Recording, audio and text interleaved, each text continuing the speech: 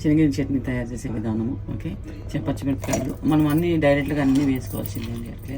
Okay, పచ్చిమిరపకాయలు ఒక 7-8 కారం పట్టండి మీరు తీసుకోండి. ఓకే, చిన్న అల్లం ముక్క, చిన్న తెల్లగడ్డ.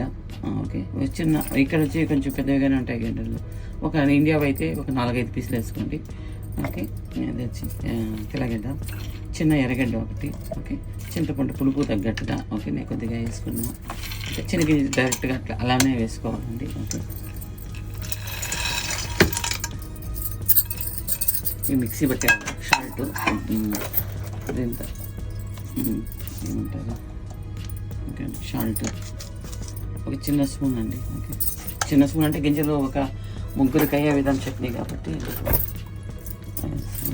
జస్ట్ మళ్ళీ చేసి చూపిస్తా చట్నీ చేసి వేసుకోవాలండి. చిన్న గ్లాసులో ఒక హాఫ్ గ్లాస్ వాటర్ వేసుకోండి.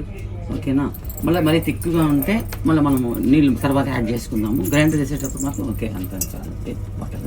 ఓకే, పోపు పెట్టుకునేసాము. ఓకే, పోపు పెట్టుకునేసి ఇంక జస్ట్ డైరెక్ట్గా అట్లా వేసుకోవాలి. ఓకే అండి, మీకు మన ఇష్టం అండి, మనకి ఎంత థిక్నెస్ కావాలంటే అంత. కొంతమంది వాటర్ లాగా తీసుకుంటారు, వాటర్ మరీ వాటర్ కాదు ఇది, కొంతమంది తిక్కుగా తీసుకుంటారు. ఇది ఈ విధంగా తిక్కుగా తీసుకుంటారు. ఓకే అండి, లైఫ్ స్టైల్ కోసం చట్నీ కొత్తిమీర అండి. ఓకే, ఓకే జస్ట్ ఆప్షన్, అది మన ఇష్టము. ఆప్షన్ కావాలంటే వేసుకోవచ్చు, లేకుంటే పోపు దాంట్లో మామూలుగా పోపుల్లో జీలకర్ర, ఉద్దిపప్పు అట్లంతా వేస్తా, అదంతా అవసరం లేదండి. ఓకే, ఓకే జస్ట్ ఆవాలు ఊరికే అయితే కొద్దిగా ఉద్దిపప్పు కొద్దిగా ఊరికే చిన్న స్పూను అంతే. ఆయిల్ వేసేసి ఒకే స్పూన్ ఆయిల్ అండి చాలు.